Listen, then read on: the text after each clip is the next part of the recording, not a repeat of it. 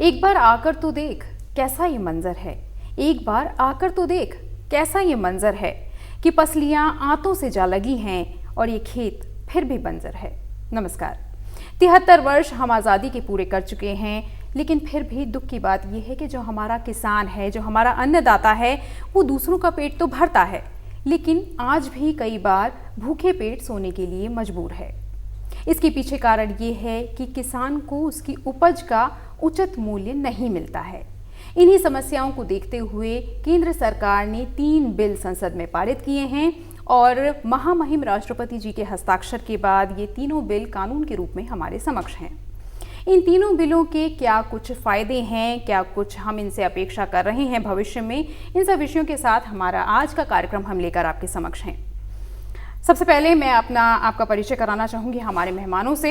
हमारे साथ हैं श्री प्रेमचंद शर्मा जी। आप एक किसान हैं, साथ ही साथ आप नाबार्ड में कृषि सलाहकार भी हैं और भरसाड़ औद्यानिक एवं वानिकी विश्वविद्यालय की प्रबंध समिति के भी आप सदस्य हैं। सर, स्वागत है आपका हमारे कार्यक्रम में। आपके अतिरिक्त हमारे साथ श्री दीपक उपाध्याय जी हैं। आप भी एक किसान हैं जो खासकर जैविक खेती करते हैं और इसके अतिरिक्त आपको गोविंद वल्लभ पंत कृषि विश्वविद्यालय की ओर से किसान श्री सम्मान भी प्राप्त है। सर, स्वागत है आपका भी हमारे कार्यक्रम में। सर, सबसे पहले हम एक परिचय इन बिलों का ले लेते हैं, उसके बाद हम इसके फायदे के बारे में बात करेंगे। पहला बिल जो हमारे साथ है वो है किसान उपज व्यापार एवं वाणिज्य संवर्धन एवं सुविधा विधेयक 2020, यानी farmers produce trade and commerce production and facilitation act. यानी कि किसान अब तक बाध्यता नज़दीकी मंडियों में अपने सामानों को, अपनी उपज को बेचने के लिए ये बाध्यता अब समाप्त की गई है और इसके अतिरिक्त तो खुला मंच दिया गया है, किसान कहीं भी अपने उपज को, अपनी फसल को बेच सकता है।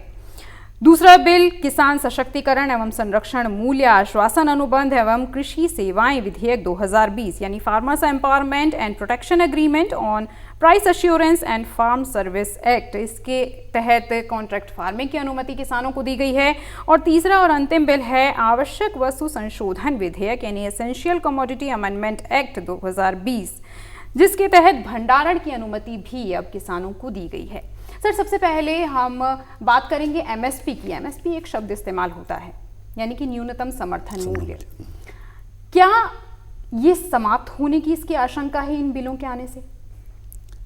ये तो मतलब जो शंकाएं उत्पन्न हो रही है, ये तरह तरह की लोगों को, किसानों को गुमराह भी किया जाता है और किसान भी न।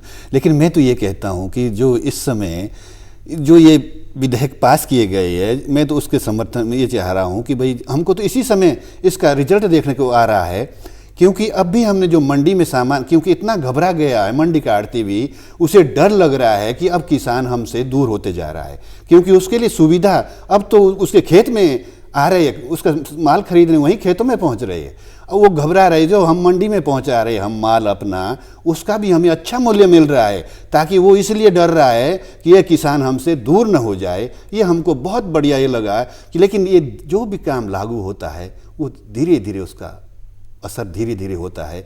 और ये जो है सबको तभी पता चलेगा किसानों को। अगर किसान का अहित हो रहा तो किसान क्या अहित हो रहा, किसान को तो वो तो स्वतंत्र है अपना सामान देना, किसी कंपनी को नहीं देना है और मंडी पहुंचाना। अब हमारे पास इतना बढ़िया विकल्प हो चुके हैं कि अगर हम कंपनी को देना चाहे तो कंपनी खरीदे, और नहीं तो मंडी के भी है, मंडी में भी अच्छा रेट मिलेगा अब किसानों को। हमने इसी समय ये देखा, जो मैंने अभी आपको बताया, हमें बहुत अच्छा लग रहा है। लेकिन इसको धीरे धीरे किसानों को समझाना, किसानों को बहका रहे हैं, भड़का रहे, तरह तरह के लोग हैं। हमें सीधे परिणामों को देखना चाहिए कि कुछ समय में, आने वाले कुछ समय में हम परिणाम इसके सार्थक और बिल्कुल सकारात्मक परिणाम हमें इसके देखने को मिलेंगे। इंतजार हमें करना चाहिए। जी दीपक उपाध्याय जी, अभी प्रेमचंद जी ने भी बात करी कि एमएसपी के खत्म होने का तो ऐसा कोई आशंका नहीं है, लेकिन मंडी के लोग जो हैं वो घबरा रहे हैं। तो क्या मंडियां समाप्त हो सकती हैं? क्योंकि इस तरह की आशंकाएं भी लोगों के मन में है कि मंडियां कहीं समाप्त तो नहीं हो जाएंगी। मंडियां समाप्त होने की तो कोई बात इसमें नहीं है, क्योंकि जो आदमी आज मंडी में काम कर रहा है वो तो काम करेगा, वो तो निरंतरता बनी रहेगी। न तो मंडी में से आड़तिया एकदम से भागने वाला है, न किसान भागने वाला है, वो सब चलता रहेगा। लेकिन किसान के सामने और किसान के लिए फायदे की बात यह है कि आड़ती के सामने उसका कंपटीटर उसके ठीक सामने खड़ा है जी। और उसमें अगर जैसे आज तक होता था, और ये पहाड़ हो या प्लेन में हो, हर जगह जो मंडी का एक दाम निश्चित हुआ किसी चीज़ का, और उस दाम पे सारा माल खरीद लिया गया, और जो चीज़ मंडी में बहुतायत में आ गई, थोड़ी देर के लिए कोई चीज़ ज़्यादा, गोभी ज़्यादा आ गई, उसका रेट एकदम से डाउन हो गया। तो अगर आड़तिया रेट डाउन कर रहा है और मंडी के पास उसकी कोई वैकल्पिक व्यवस्था है वो कंपनी वालों के पास, तो कंपनी वाला उसके लिए लेने के लिए बाहर खड़ा है। तो किसान के लिए तो सुविधा ही है जी कि वो, और जहाँ तक मतलब दबाव जो था किसान के ऊपर, वो दबाव कम होगा और किसान अपना माल मन चाहे, एक तो मन चाहे आदमी को बेच सकेगा और मन चाहे रेट में भी बिकेगा, अच्छी चीज अच्छे ही रेट में बिकेगी जी। इस बिल से एक ये फायदा किसान को सीधा होने वाला है जी।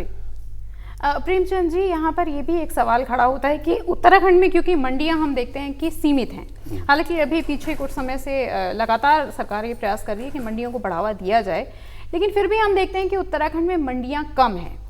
तो अब चूंकि मंडियों की बाध्यता तो है नहीं, तो किस तरीके से आप इसे देखते हैं? ना ये तो मतलब पहले तो ये हम भी सोचते थे कि मंडियां जो है ज़्यादा से हिमाचल की तरह मंडियां हर जगह होनी चाहिए, जहाँ जितना उत्पाद है उस हिसाब से होनी चाहिए थी मंडियां।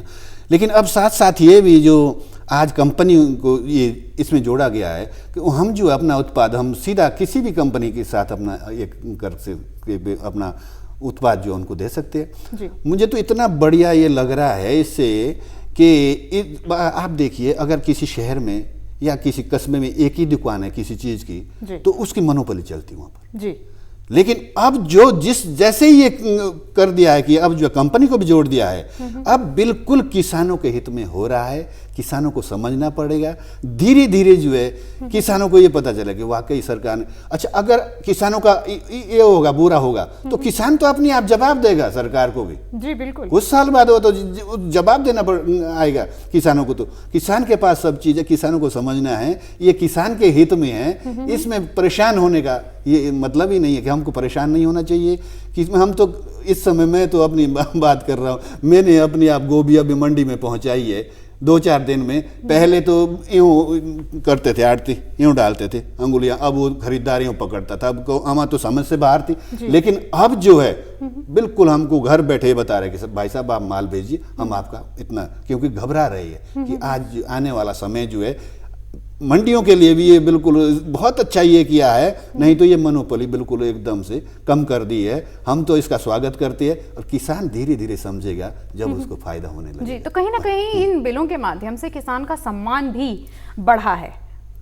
किसानों के लिए तो एक सबसे बड़ा, किसानों ही का तो सम्मान बड़ा किसानों के लिए तो किया जा रहा है। अब चिल्लाएंगे लोग, बाग विरोध भी करेंगे, बहुत सारे है इसमें तो कई लोग, मतलब कोई भी दल अगर अच्छा काम करेगा तो कोई दल तो करेगा। दलगत राजनीति की हमें अभी बात नहीं करनी है। दीपक जी से हम जानना चाहेंगे कि कॉन्ट्रैक्ट फार्मिंग यानी अनुबंध कृषि होता क्या है, और फिर हम इसके फायदे के बारे में बात करेंगे। अनुबंध कृषि में जैसे मुझे जिस चीज़ की आवश्यकता है मैं वो चीज़ किसान से उगवा सकता हूँ जी। अनुबंध कृषि का यही होता है। जैसे हमारे यहाँ देहरादून जिले में फ्लेक्स फूड नाम की फैक्ट्री है जी। वो अपनी कई तरह की हर्ब्स की खेती करती है और उसको डिब्बा बंद करके मार्केट में देती है समाज में जी। तो उसमें वो जिस चीज़ की उनकी जितनी रिक्वायरमेंट होती है वो किसान को चुन लेते हैं जी। और उस किसान को ये कह देते हैं आप हमारे लिए ये चीज़ तैयार करेंगे, इतना आपको बीज दिया जाएगा, इतना इससे उत्पादन होगा, इतना हम लेंगे जी। और उसके अलावा जो उत्पादन होगा वो आप मार्केट में अपनी इच्छा से दे सकते हैं या फिर वो आपका अलग से हम ले लेंगे यदि आवश्यकता हुई तो। इस तरीके से 2-3 कंपनियां हैं जो काम करवाती हैं। यानी कि आप कहना चाह रहे हैं कि जो अनुबंध कृषि होती पहले भी थी, हाँ, लेकिन अब इसका प्रचलन बढ़ जाएगा या छोटे और लघु जो सीमांत किसान हैं उनके लिए भी इसके दरवाजे खोल दिए गए हैं। जो छोटे किसान हैं वो तो अपने काम ज़्यादातर अपने आप ही करते हैं जी। लेकिन संभावनाएं हैं कि जैसे अनुबंध कृषि में किसान को नुकसान नहीं होता। अनुबंध फार्मिंग में अब बहुत सारे लोग तो जैसे कि अपनी खेती ही बटाई पे दे के करते हैं। जो अपनी खेती अपने आप नहीं कर पाता किसान, किसी वजह से परिवार नहीं है या 10 तरह की वो होती हैं जैसी भी है। तो अपने साथ के गांव के किसी किसान को बटाई पे खेती दे दी, अपनी खेती चल रही है और बटाई का हिस्सा आ रहा है जी। तो वो खेती जब बटाई पे जाती है तो उसके उतने सकारात्मक परिणाम नहीं आते जितना कंपनी की अनुबंध में आ जाएंगे जी। उसके कारण ये है कि कंपनी एक तो रेट दे के लेगी, एक सुनिश्चित अमाउंट होगा, उसका बाकायदा एग्रीमेंट होगा और उसके बाद वो कंपनी उसी तरीके से उसकी जमीन में वो सब चीजें पैदा करेगी जो उसको चाहिए होंगी। और किसान की प्रतिबद्धता भी नहीं है। अगर मान लिया मैं 100 बीघे का किसान हूं तो मैं अपनी 50 बीघे अनुबंध फार्मिंग करूं, 50 में अपने से कर सकता हूं। जी बिल्कुल। और जब मैं ग्रामीण स्तर पे बटाई पे खेती करता हूं तो मुझे अपनी जमीन जब दूसरा करने वाला किसान मुझे जमीन छोड़ के मेरे काम के लिए देता है तो वो फिर मुझे सिरे से सुधार करना पड़ता है, वो इतनी सुधार में नहीं होती। लेकिन अगर मान लिया कंपनी की बात करें तो कंपनी तो जहां तक होगा एक तो वो एजुकेटेड आदमी से काम कराएगी, विशेषज्ञ होंगे, विशेषज्ञ होंगे उसके ऊपर पूरा शोध किया जाएगा और उसके हिसाब से होगा। उसकी मृदा परीक्षण भी होगा, अगर उसमें खाद भी डाली जाएगी तो कोई भी असंतुलित मात्रा में कोई भी उसमें रसायन नहीं पड़ेगा, या फिर कोई भी उसमें खाद या मतलब जैसे जैविक खाद हो चाहे रासायनिक खाद हो वो एक लिमिट में तज्ञ व्यक्तियों द्वारा उपज को बढ़ाने के लिए जो भी तरीके होंगे वो अपनाया जाएगा और इसका लंबे समय तक लाभ मिलेगा, क्योंकि जब जमीन एक बार किसी चीज के लिए पोषक तत्व उसमें आ जाएंगे तो वो लंबे समय तक उस जमीन में रहेंगे, उसका लाभ मिलेगा, उसका किसान को सीधे तौर पर और नई तकनीकी जुड़ी रहेंगी। जी प्रेमचंद जी, कॉन्ट्रैक्ट फार्मिंग यानी कि जो कृषि अनुबंध वाली बात चल रही है, इसमें कई लोगों को ये भ्रम है कि कहीं ऐसा तो नहीं होगा, पहले जब हम जानते हैं कि बहुत पहले जब कृषि अनुबंध पे की जाती थी तो उसमें क्या होता था कि हड़प ली जाती थी ज़मीन, यानी किसी ने हमसे काम करवाया, हमारी ज़मीन पे खेती करवाई और उसने कहा कि अब ये ज़मीन मेरी हो गई। तो कहीं इस तरह की भी आशंकाएं हैं लोगों के मन में कि कहीं कॉन्ट्रैक्ट फार्मिंग इस चीज़ को बढ़ावा तो नहीं देगा? लोगों के दिमाग में यही बात ज़्यादा बैठी हुई कि किसान ये सोच रहा है कि जब कंपनी से अनुबंध हो जाएगा तो क्या पता हम तो कंपनी मालिक हो जाएगी, लेकिन ये गलत बात है। एक बात देखिए, अगर कंपनी जो है हमारे साथ अनुबंध होता है, कंपनी का अनुबंध होता है कि जो हमारा उत्पादन सारा उठा लेगा, नहीं तो हमें क्या होता है कि हमारा ज़्यादा उत्पादन हो गया तो वो जो हमको जो है बिल्कुल एकदम बहुत कम दाम मिलता है। अगर कंपनी के साथ हमारा ये तय है कि भाई हम इस रेट से लेंगे और बीज भी कंपनी ने देना, कंपनी इसलिए हमें अच्छा बीज ला के देगी कि उसे भी तो चाहिए ताकि उसको उत्पाद चाहिए। तो हमें तो मैं तो लोग बाग पता नहीं, मेरी समझ में ये नहीं आ रहा क्यों लोग बाग इसको तिल का ताड़ बना रहे हैं। हम तो ये चाहते हैं कि ये तो बहुत ही अच्छा होगा कि जब, क्योंकि हमें जो है कुछ जैसे हम दिल्ली ले जाते हैं टमाटर, तो जो आड़ती लोग है वो हमको टमाटर का अच्छा बीज ला के देते हैं ताकि तुम ये टमाटर उगाओ, ये उगाओ, उससे उत्पाद बढ़ेगा हमारा। लेकिन रेट में तो फिर मनमर्जी करते थे। अब अगर तो कंपनी के साथ हमारा कांटेक्ट हो जाता है, कंपनी वाले तो हमारा माल उठाएगा, हमें कोई चिंता ना, हमें तो फसल तैयार करनी है और उससे यहाँ किसानों को लाभ मिलेगा। लेकिन वो धीरे धीरे किसानों की समझ में आएगा। एक बात तो अभी तो लोग बाग जैसे मुंह की बातें, कई तरह की बातें कर एकदम घबरा जाता किसान, वाकई यार क्या पता हम तुम नौकर की तरह हो गए। नहीं, नौकर की तरह नहीं हो गए हम, जो एक इस तरह से आज़ाद हो जाएंगे कि अब हमें चिंता नहीं, हमारा कंपनी से कहीं बाध्यता नहीं रहेगी। अगर कंपनी भी ये मनमर्जी करती है तो हम तो मंडी में अपना सामान बेच सकते थे। अगर कंपनी हमारे साथ उसके बावजूद भी ये करती तो बार बार प्रधानमंत्री जी भी इस बात को कह रहे हैं कि अब किसान अपनी मर्जी का मालिक, ये विकल्प भी खुल रहा है पूरी तरह से कि किसान जो है आज एक तरह से किसानों के हित में किया जा रहा है। लेकिन किसानों के पास जो है हर व्यक्ति को, हमें सबको ये समझाना किसानों को कि नहीं, ये किसानों के पक्ष में है, किसानों के विरोध। जी दीपक जी, कहीं ना कहीं ये बात भी लोगों के मन में है कि कहीं एक बार अग्रीमेंट होने के बाद में कंपनी वैसी फसल ना हो तो वो रेट ना दे।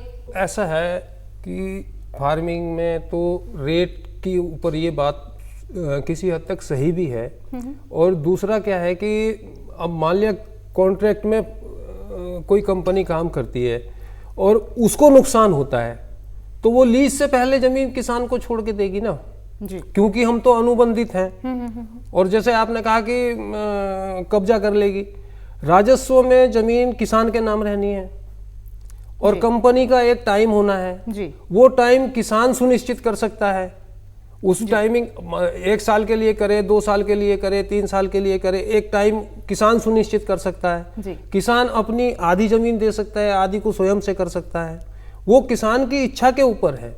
वो जो किसान वर्तमान में उनके साथ काम कर रहे हैं वो साधारण किसान से ज्यादा सुखी हैं। जी। एक तो उनका जो भी वो करते हैं वो टोटल सामान बिक जाता है, सीधा लाभ तो ये हुआ। अच्छा, गाड़ी एक मुश्त उन्हें पैसा मिल जाता है, एक मुश्त उनको पैसा अकाउंट में आता है जी। गाड़ी उनके खेत में चली जाती है, जी। जहाँ पे वो किसानों का समूह है, कोई एक उनका ठिकाना होता है कि भाई इन खेतों की सब्जियां यहाँ आ जाएंगी, वहाँ पे गाड़ी गई, वहाँ 10 क्रेट हैं चाहे 100 क्रेट हैं, जितनी भी वहाँ से लोड हुई और वो दिल्ली चली गई या जहाँ उन्होंने ले जाना है चली गई, तो उससे किसान को कहाँ नुकसान है। जी। और रही बात अनुबंध की, तो अनुबंध करके कब्जा कर लेगा, तो ऐसा तो मेरे ख्याल से अब नहीं हो सकता कि दोबारा से ईस्ट इंडिया कंपनी आके भारत में स्थापित हो जाएगी और भारत का युवा और भारत का किसान और जवान और उन्हें कब्जा करने देगा और राजस्व के सारे अधिकारी मिलके उनके सपोर्ट में खड़े हो जाएंगे और लेखपाल। ये संभव कैसे हो जाएगा, आप ही बताइए। मतलब कि इसकी तो संभावना दूर से दूर तक भी नहीं है कि जी लेगा डीएम, एसडीएम और तहसीलदार ये हमारा नाम काट के दूसरे की लिख देगा।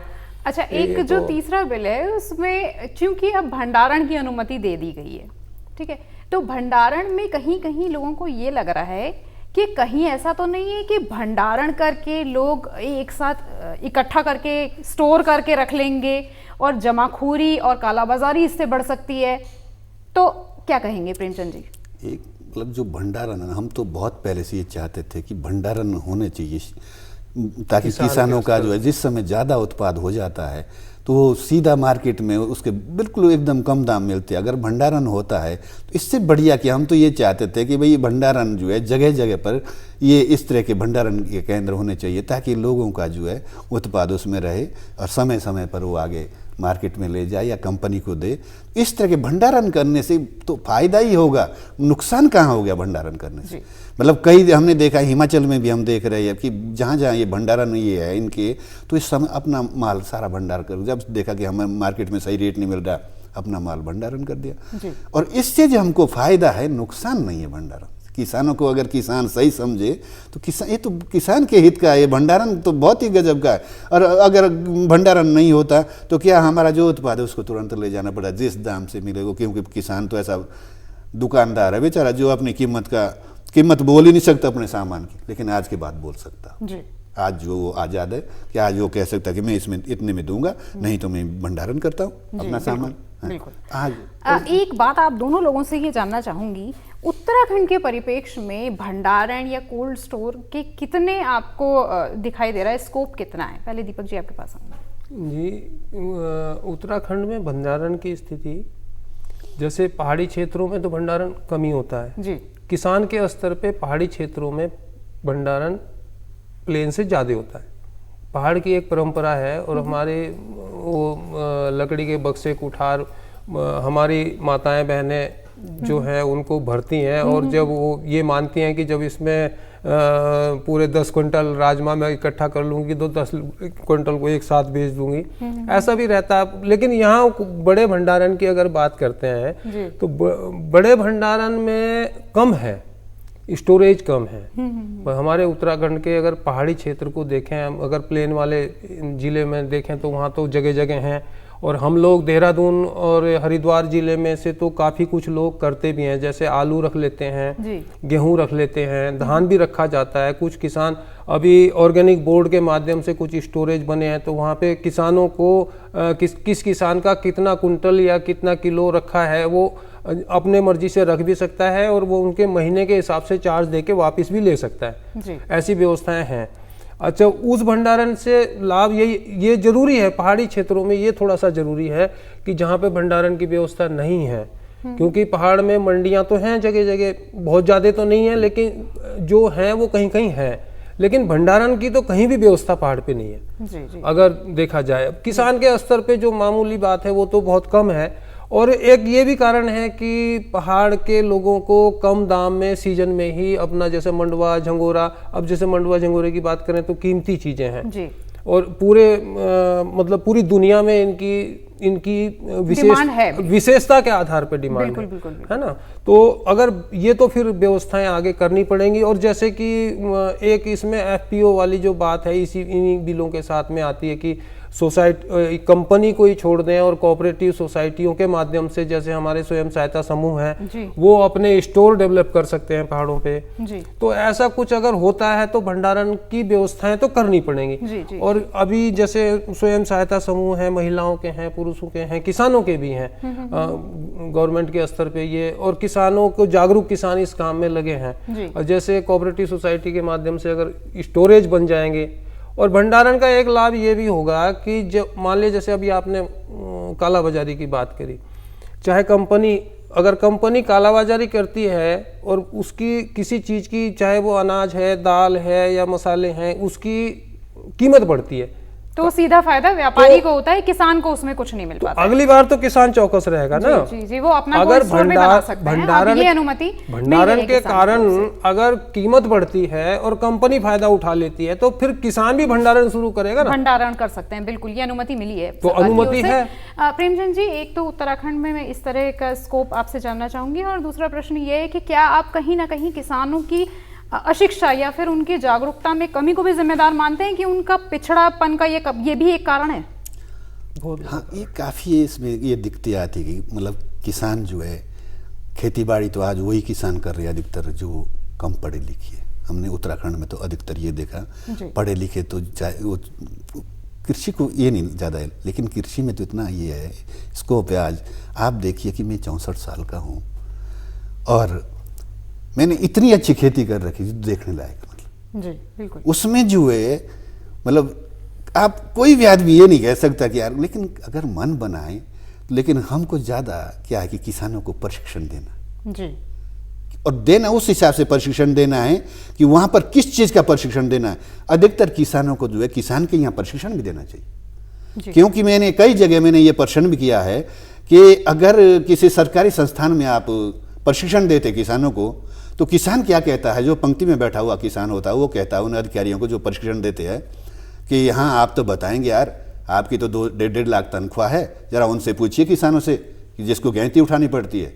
लेकिन अगर किसान को प्रशिक्षण देगा तो वो गर्व के साथ कह सकता है कि जैसा मैं कर रहा हूँ आप भी ऐसा करिए। जी बिल्कुल। इससे जो है किसान का हौसला भी बढ़ेगा और किसान देखेगा भी मौके पर कि वाकई यार क्या मैं नहीं ऐसा कर सकता। आज तो इतनी सुविधा है, लेकिन अगर खेती करें, आज तो ड्रिप है, स्प्रिंकलर है, सिंचाई के साधन, सोलर पंप है। अगर इस तरह पहले तो हमको तो पहले गुले बनानी पड़ती थी जी, तो आधुनिक तकनीक भी आज मौजूद है। तकनीक को आज हम अगर ये करें तो खेती में जो है मैं जितना ये भटक रहे हमारे युवा, उनके लिए पहाड़ों में मतलब हमारे पास विश्व की जलवायु है बिल्कुल उत्तराखंडियों के पास जी। हम जो है हर मौसम में हर चीज, हम तो बेमौसमी सब्जी तैयार करते, उससे हमारे को जो है किसानों को बहुत फायदा है। और हम तो यही कहेंगे कि जो आजकल भटक रहे युवा, क्यों 10-10 हज़ार के पीछे फैक्ट्रियों में अपनी ऐसी तैसी करवा रहे हैं, खेती से आओ और जुड़ो, तब देखो कैसे काम होता है। बिल्कुल। और लगातार जो हमारी राज्य सरकार है वो स्वरोजगार को बढ़ावा देने के लिए युवाओं को आमंत्रित कर रही है कि वो प्रशिक्षण ले सकते हैं और स्वरोजगार अपना सकते हैं, कृषि को अपनी आय का साधन बना सकते हैं। और निश्चित तौर पर अगर युवा इसमें अच्छा काम करने का प्रयास करते हैं, प्रयत्न करते हैं, तो वो निश्चित तौर पर बहुत अच्छे स्तर पर लेके जा सकते हैं। और हमारे यहाँ तमाम इतनी ज़्यादा हमारे पास संसाधन हैं और इतनी ज़्यादा हमारे पास स्कोप है कि हम बहुत कुछ अपने युवाओं को दे सकते हैं, हमारे युवा देश को बहुत कुछ दे सकते हैं। तो कुल मिलाकर हम ये कहना चाहेंगे, आप दोनों का हमारे कार्यक्रम में जुड़ने के लिए बहुत बहुत धन्यवाद। और हम अपने दर्शकों से यहाँ कहना चाहेंगे कि किसानों के पास जागरूकता की थोड़ी सी कमी है, शिक्षा की थोड़ी सी कमी है, लेकिन अगर वो चाहें तो क्या कुछ नहीं कर सकते। हम जानते हैं कि अगर हमारे पास थाली सजी हुई है हमारे सामने और अगर हम प्रयास नहीं करेंगे तो वो खुद निवाला हमारे मुंह में नहीं जाएगा। उसके लिए हमें हाथ बढ़ाने पड़ेंगे, उसके लिए हमें प्रयास करने पड़ेंगे। तो हमारा आग्रह है कि जो भी दर्शक हमारे कार्यक्रम को देख रहे हैं, जो भी युवा हमारे कार्यक्रम को देख रहे हैं, वो कृषि को अपनी आय का साधन बनाएं, स्वरोजगार अपनाएं और निश्चित तौर पर आप प्रगति करेंगे और आपके माध्यम से हम और हमारा पूरा देश प्रगति करेगा। और अंत में आप सबसे आग्रह कि कोरोना काल में आप सतर्क रहिए, सावधान रहिए, मास्क का हमेशा प्रयोग करिए और एक दूसरे से दूरी सामाजिक तौर पर बना के रखिए, मानसिक तौर पर नहीं। मुझे दीजिए अनुमति, नमस्कार।